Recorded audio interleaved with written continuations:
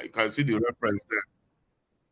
This is not from me. This is from Bosch. I'm just using it as a lecture material. So it's a proprietary item. So that somebody would not say I plagiarized though or copied. It's not mine. Ah, so let it be on record. I am only using it for lecture academic purpose. Now, the both Sensotech and Purple Air, they are cutting edge air quality monitoring devices that can pick the quality of the air and as it is monitored real time online information harvested. The satellites they provide the broad scale repeatable coverage. That is where you see them, the radar, that's the optical, the radar, and the thermal. The heat waves are also sensed. The vision, that's the optical, is also sensed. And then the radar, which are the emissions, are also sensed. Now, what do they use? The instruments that they use are the MODIS. This is the Terra and Aqua. These are like they are like modems. They are called they are sensor gadgets that come in inbuilt with the ability to pick up signals of different modes, types, and order. And these are interpreted. Why do we do this? They are very remote sensing is the satellite features. They are very, very advantageous because they give us this ability to cover large areas, and because they are also linked to IoTs, the possibility of archiving is there. And you can also access very remote areas without being there. If you understand, or maybe if you're following some trends recently, some of these very good friends of ours that has been disturbing our peace, they have used drones, to see where they are and what the area they cover and all that. And these are some of the things that have been used. They can also use that for inaccessible places. For example, you may be in a canoe, a boat, a yacht somewhere, and send out a drone. And the drone brings back information for us. And going a little bit away from academia, and also, no, it's not even away from academia, it's also science. The first scientist to have used remote assessing happens to be somebody they mentioned in the book the Christians read, which is the Bible. Noah. When Noah wanted to sense whether the flood was receding or whether there is land around, he sent some live biological drones. Those drones went and they went the first, second, and the third time they came with leaves, which happens to be the data capture process. So data was captured using the live drones as birds. So the drone coverage system did not start with us. It's just like we are trying to revolutionize it. And then we covered areas and all that. But they have their challenges, which are like, for example, when there is what we call cloud cover, it affects efficiency of some of these things, just like it affects the efficiency of our solar panels. And then there is this challenge also of resolution trade-offs within the atmospheric region. And of course, somehow, nature on its own tries to correct some of these things. And that's where you have the challenge of maybe wind draft and all that, which may not really give you, if there is a wind draft, the actual latitude, longitude values may not be accurate. Those are some of the things that we experience when it comes to remote sensing and satellite imagery. Well, for whatever reason, it's also an advantage.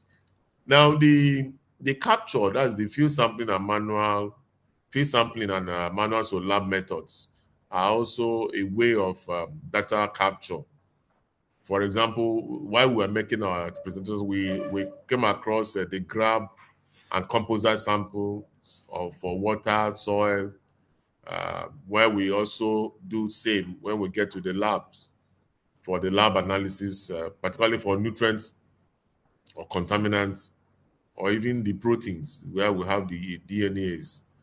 So we discovered that we can do some sampling and for regions, places, we can do what we know as a biodiversity survey. We can have a particular region where we would want to find out the types of moths, the types of butterflies, their numbers, their, even ants, what kind of soldier ants we have in a particular place, what kind of sugar ants you have in a particular place. These are things that one can monitor depending on what you are looking at. We also have make use of the camera traps. If you watch National Geo, you will come across some scenes where they will show you the growth of a particular plant, and you'll be wondering. You just see the camera and you see a plant. The seed opens up, the plume will just come up. The plume starts extending, starts growing until it turns into a full-grown tree or plant or shrub. And you will say, how did this happen? It's not rocket science. It's just about camera traps, camera captures over time. The camera is set at a particular position, angle, and it's there feeding a remote lab with information on the growth pattern or the growth rate of a plant. It's doable. It's here with us. Then the other one is that is this is remember this is for field sampling and capture. The other one is the hybrid approaches, where you have the sensors coupled with periodic validations, sampling, and you also integrate all that with verifiable remote and satellite data. This gives a hybrid data capture mechanism or technique. So in all this, it depends on, I have always said, it depends on what you are working on. It depends on what your target product is. So one can decide to choose either of these or all of it. Now, what are the quality assurance and quality control mechanisms? You look at the calibrations. Why do you have to calibrate? You have to calibrate to make sure that there is a known baseline, an established baseline with which you are carrying out your experiment or analysis or interpretation. Of course, once you have that, then you have given a basis to what you are doing. And then the need also to have duplicates, triplicates, numbers, excuse me, duplicate, triplicate numbers. And this ensures reproducibility of the data and the results. And of course, you back them up with the field plans. We have done all these and spikes. I'm just trying to recap what we did over the week with respect to data capture, management, and presentation exclusively. And some of the common issues we have there are the ambiguity when it comes to naming. Like the examples I have there, the phosphorus against the phosphates. We were talking about fluoride against fluorine, those kind of stuff. So it becomes necessary for us to define exactly what we are dealing with. Are you looking at fluorine, for example? Are you looking at the fluorides? They are all Fs and from the same family, but at different stages of chemical nature. That's just. The difference, So these are some of the things that we encounter when it comes to the data capturing issue. Now, how then do we store data as we have it, how then do we store it? If we have it and we have ensured that the quality assurance and quality control measures have been put in place, you know, how do we store? For any person, and most of us who know, there should be a relational database where you compare, where you keep these things, and such databases are bound everywhere. One very typical example, though not advisable, is our laptops and phones. We store data there, we store information there. It's just information deposit environment. That is what it is in a very primary definition. So we have places like the cloud where we store. Cloud platforms are good, and some examples are the EdSoft, Equis. These are proprietary names, so proprietary packages. But what we know is that they are all part of cloud platforms where we can store information, and information retrieval is easily done, and the data is not compromised, either destroyed or stolen. There are various approaches to this.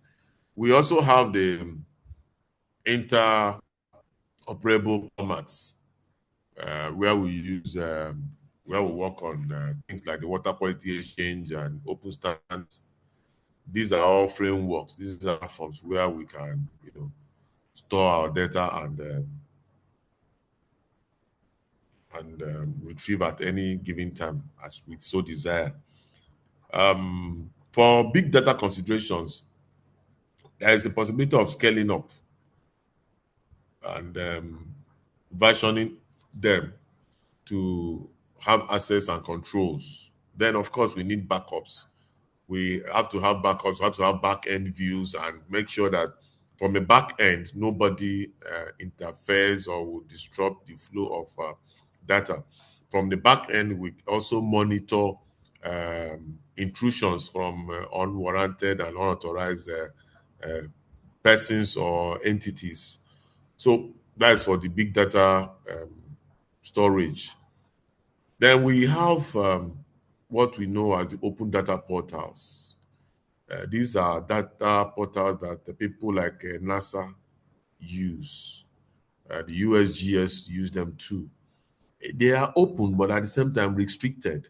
Restricted in the sense that for you to have access to them, there are certain safeguards that must be met.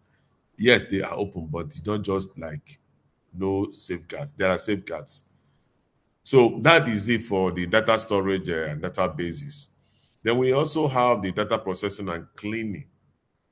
We can store, we can do all manner of things and safeguard what we have. But then, how do we handle the processing and the cleaning? There are, for some activities, you may have things that do not fall in place. For example, you carry out measurement of, this is a typical primary example I'm giving now.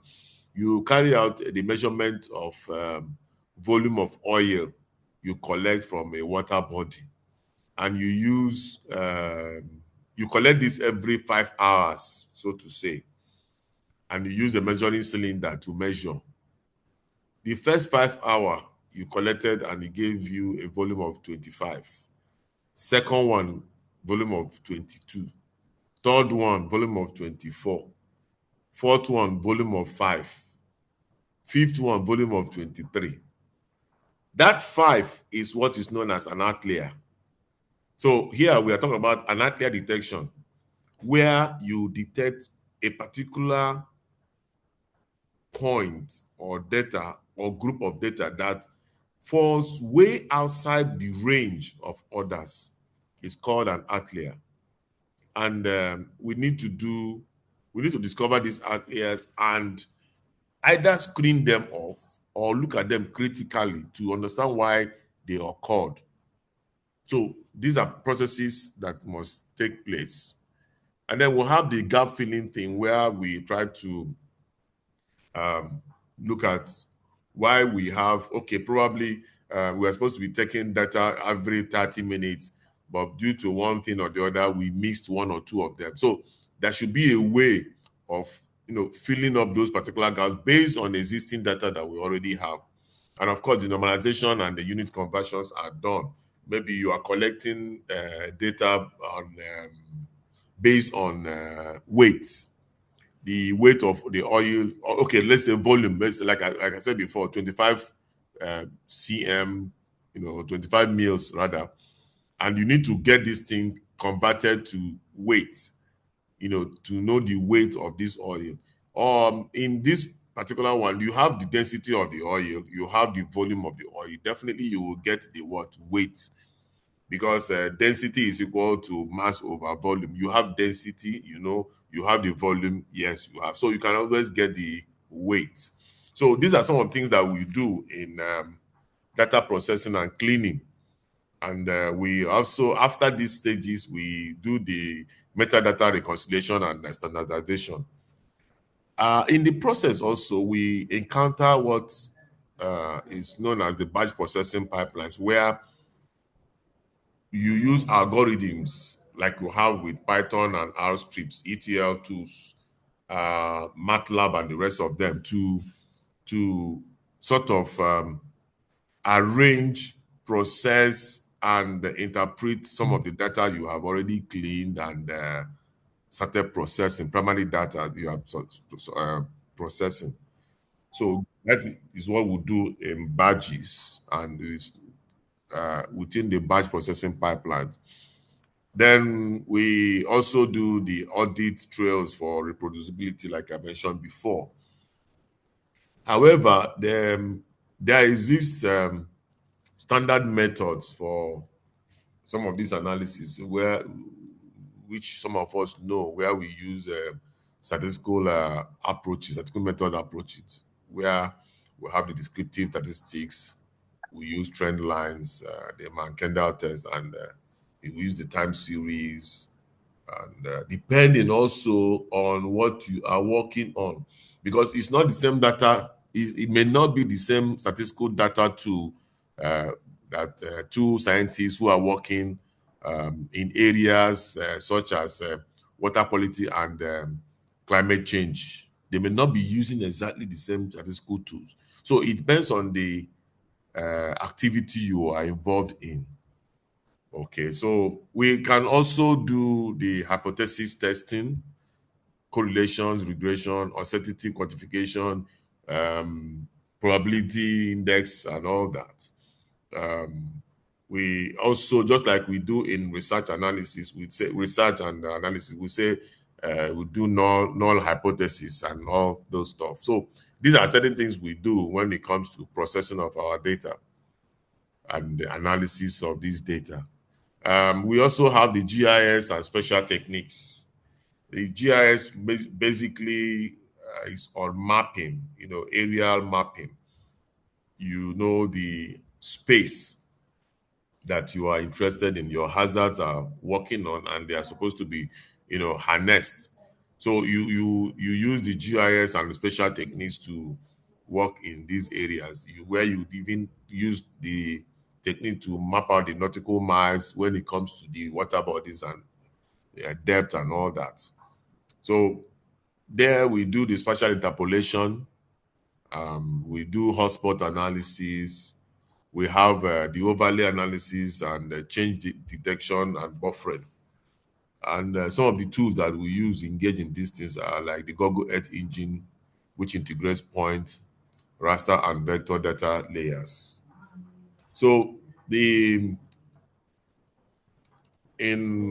the other hand, in mining, we can deploy machine learning and modeling too. From the primary data we have collected, we'll be able to use the primary data cleaned and processed and feed them into machine learning and modeling. You these days we know about AIs and all that, with all kinds of platforms under AI and ML. ML is machine learning. Yeah, yeah. We do sort of predictive modeling. That is like using platforms like the random forest, the neural networks are particularly for pollutant forecasting. These are projective approaches. These are predictive approaches. These are futuristic approaches. It depends. Just bear it in mind that all this depends on what you are working on. But we are exposing you to them all now because you never can tell where your interest would, align to. But the thing is that have a holistic understanding that these tools are available. You know, under the same machine learning, we have the anomaly detection, clustering of monitoring sites, and all that. So these are possibilities. Yeah, and also we integrate them with physical models like hydrological and climatic studies. This way, you then obtain real life, real time, online forecasts, predictions of activities or happenings within our environment. Um, just like we have here, you can use that to for example, assuming there is a wildfire going on. Thank God we don't have much of this side of the earth. But abroad, where they have them, they use the wind draft, wind speed. These are things they gather, and then they predict the rate at which the fire will spread. And with that prediction, they can decide to walk ahead to wait for the fire at a particular point in the front and cause barricades so as to stop the spread. These are some of the things that are done with the machine learning and modeling tools and packages. Now, how do we present this data that we have done all these beautiful works on? It's very simple. It depends on how, one, simple your data is, the amount of data you have, now the audience you are talking to or relating with. In this case, you may decide to present tutorials. You may decide to present logics. You may decide to present charts. You may decide to present what we call infographics. Infographics are graphics that tells the story just by themselves. By seeing a banana and a baboon, you should know that the banana is to feed the baboon. And you see a cage around the banana and the baboon, that tells you that there is a zoo around that place. You are traveling. I'm just giving as an example, primary examples of things we know, things we see. Those are presentations. They may not be for data, but they are presentations. You are traveling, you see a sign with these two lines with barricades put together. That means in your front, you are going to meet a bridge. This is a traffic sign. That is data capture for them in their own way. So for you, the way and manner you present your data depends on who you want to communicate to, how you want to communicate to the person, and the type of data you have. So here you have the basic graphs and charts where you display trends over time. That's under time series line plots. You have the bar chart, you have the column chart, you have all manner of charts and plots. It all comes down to what you want to present and how you want to present it. But the target is that every presentation must be aligned to the ease of understanding required. It must be aligned to this ease of understanding. You don't just present something because it's looking fine but complicated and interpretable. It might be looking very fine. You have very fine plots, very fine chart, and they don't make sense to anybody. So you must tailor these things to suit that purpose. For the best practices, like I've mentioned there, you should have clear labels. You should have error bars, accessible colors, avoid chat chunks. You tailor this to the audience that you are addressing. If there is a technical audience, you make it a lot technical for them to flow with you. But if it's like a general public, you are going to talk to women in the marketplace about the danger of pure water, drinking pure water, and you are going to tell them that if they use polyethylene or polyethylene or polypropylene, they'll be looking at you. They will not understand what you are talking about until you tell them that if you use this leather, such a pure water, they will get it. So it depends on your presentation. So we have the maps and the special visuals, just like we have satellite imagery and all that. Under it, we have the chloroplates, the heat maps, the graduated symbols. I have pictures there to show you down there, symbols, point maps. These are examples of what they look like, some of these presentations. And I also say this is not my work. This work is gotten from the supermap.com. You can see it there. This is not my work. This is solely for academic purpose. I mean, solely for this teaching. But it should be able to tell you what you need to see. This is another one. This is from Admotube. This is basically weather thing. Based on air quality monitoring. So it depends on what you are presenting, and of course, on who you are presenting to.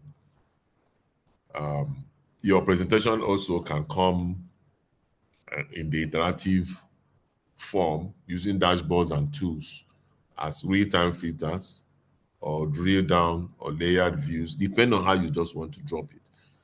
The Zoom we use have presentations. Like now, we are sharing slide. This is a presentation mode. I'm sharing slide instead of I'm sharing my work instead of talking to you and you imagining what is this man saying. I'm showing you. You are reading with me. You are listening to me. I'm trying to interpret it. I'm trying to explain what you have seen.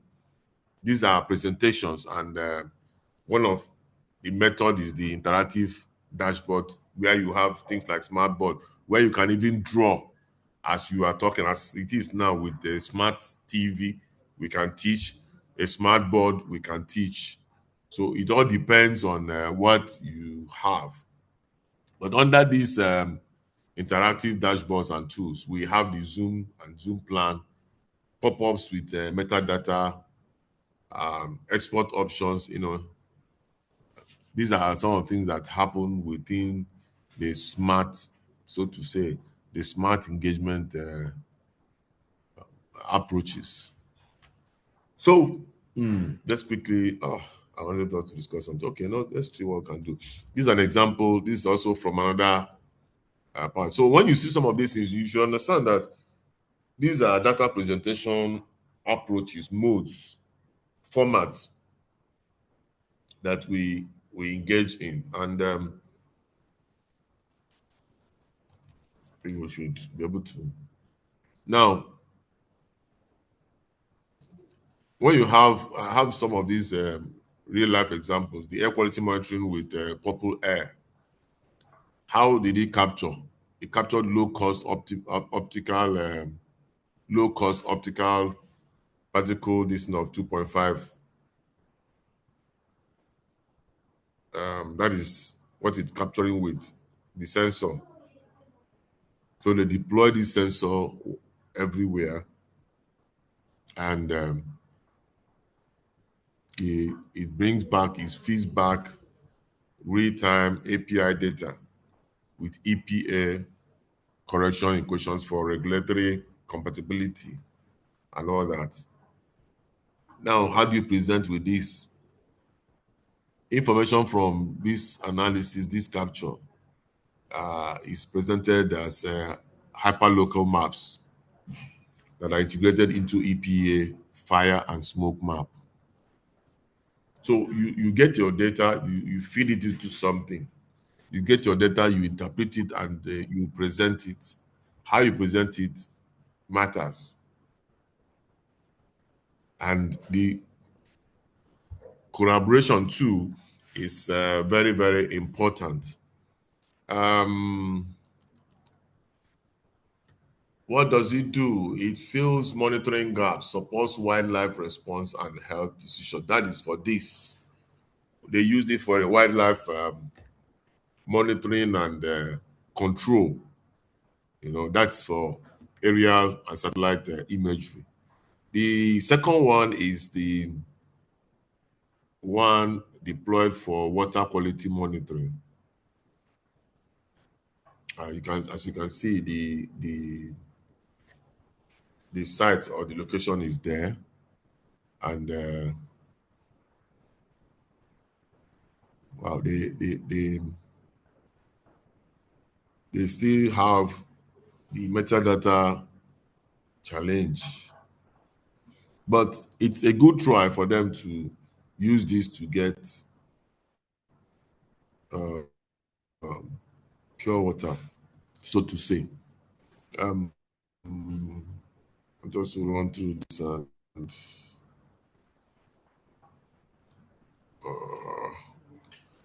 there on the you can see a device that is stationed near an aquatic habitat with the look at this probe. I hope you are seeing this. I seen the cursor. I see me move my cursor.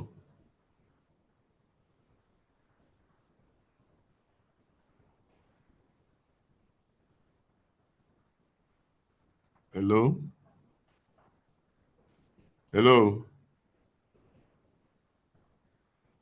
Are you with me? Hello, are you with me? Okay, okay. All right, good. So you see the let's call this a substation. The substation there has a unit here where you house your sensor radar reading component, and you have the main sensor being introduced into the water body. So whatever it reads from here, it sends back to the system here, and the system interprets it and sends it across via this antenna here to a substation, a satellite substation up there, which broadcasts the information they have received. That's a substation up there. And that way, whoever is in the lab or anywhere can access the information via the network provided by this substation. So this is in a nutshell what happens within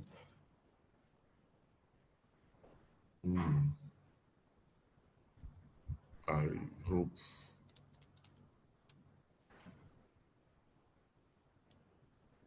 let's do this and then quickly wrap up this. So these are some of the images that you can get from, this is from NASA. This is not my work. This is not my work. This is gotten from NASA, and I referenced it there.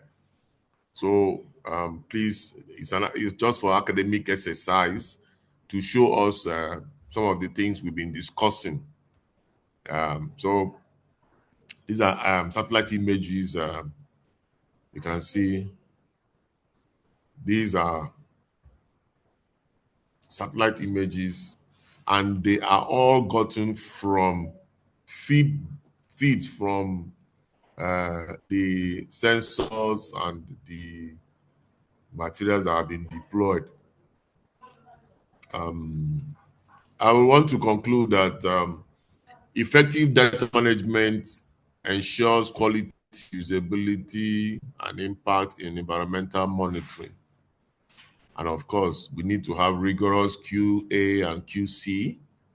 We need to have a standardized metadata. We need to operate with open or interoperable storage. We need to have multi-method analysis.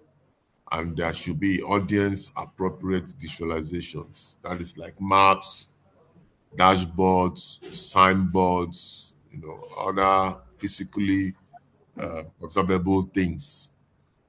And where do we think we are going? We are going towards AIML integration. It's already happening.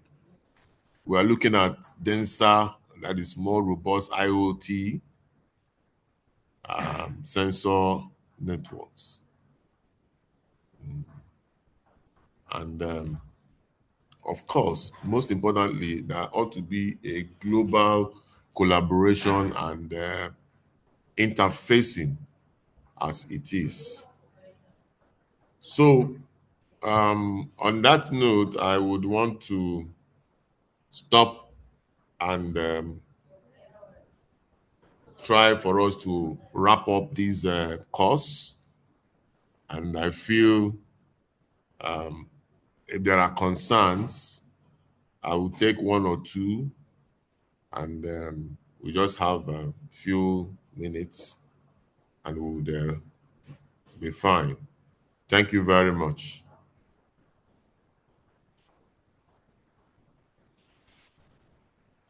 Thank you. Thank you so much. Thank you very much. Thank you. Give to everybody. Thank you. Yeah, Dofan, Yande, thank you. Walawa, Maurice, Eze, thank you. Michael, Remini, Jessica, thank you very much. Angu is not thanking me. Angu is not happy. We are ending this course. Actually, sir, I'm not very happy. Why are you not happy? We need to rest now. Eh? Yes. Don't worry. We still have much more time to interact. But it's interesting, actually. I enjoy having you guys around. Ose, so you have left the other platform. Okay, thank you. Emmanuel, thank you very much, everybody. Are there one or two things we can talk about, whether it is part of this course or anything, just for the few minutes left? I am game. I am there.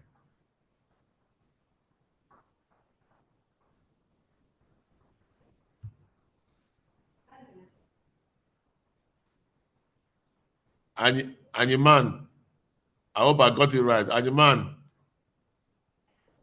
Okay.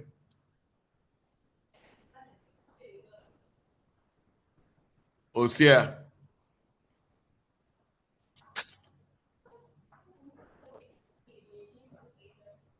Thank you, Ruben. Dewale, thank you.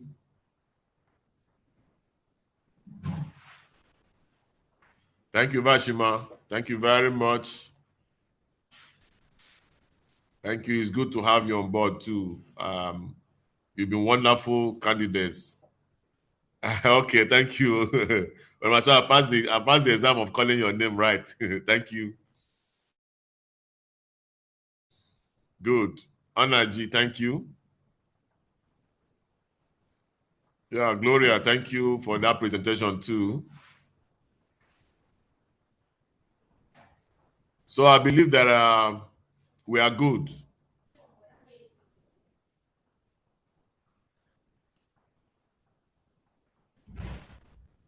Shelley, thank you for showing us your face. Nanev, how are you? Thank you. Oh, Agada, you are here. You kept quiet. Okay. Teaser, thank you. Thank you very much. I appreciate you guys. Thank you so much. Thank you very much. Thank you. It's been a wonderful class. Samuel, thank you. Yeah, with your permission, I would want to exit the class now. And looking forward to our revision period where we'll interact in person. That time nobody will hide his or her face from me. I will see everybody. And I remember mentioning that we are supposed to have a group photograph, but we are only 116, 115, 114 dropping. In the morning, we're up to 131. So what's going to happen? People should not go. Let's have a group picture. Class rep, please, can you organize that for us? Everybody, put on your video and let's have the photograph. Everybody, put on your video. Please permit everybody and let's take the picture.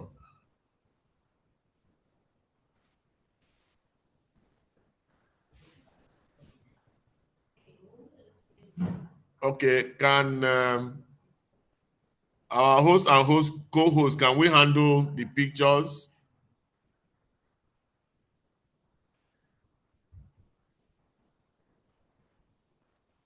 Madam Jessica, I can see, I can greet you.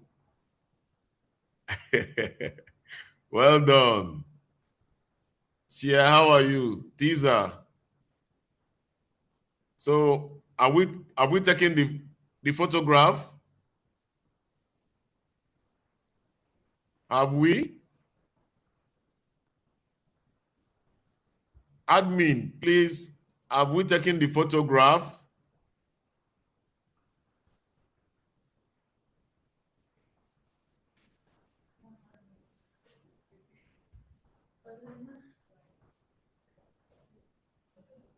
Admin, have we taken the photograph? Can we now go? No response.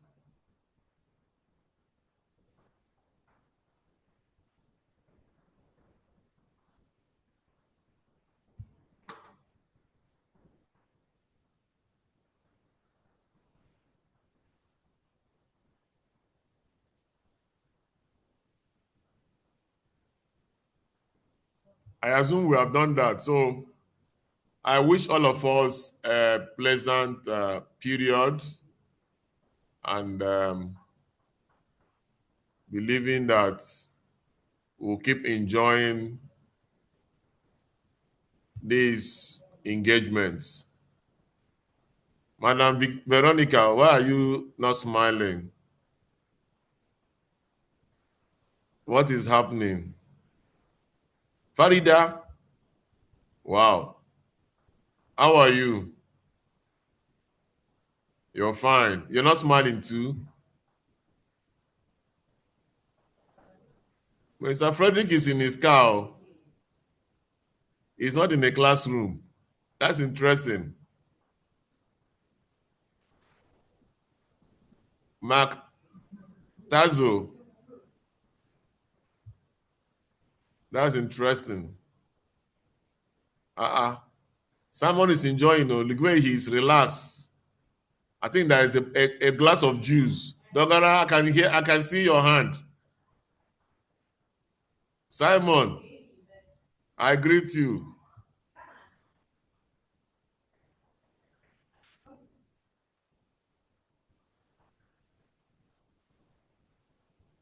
Terungwa, John, see you some other time. Victoria, it is well, oh? All right. Fortune, what is the problem?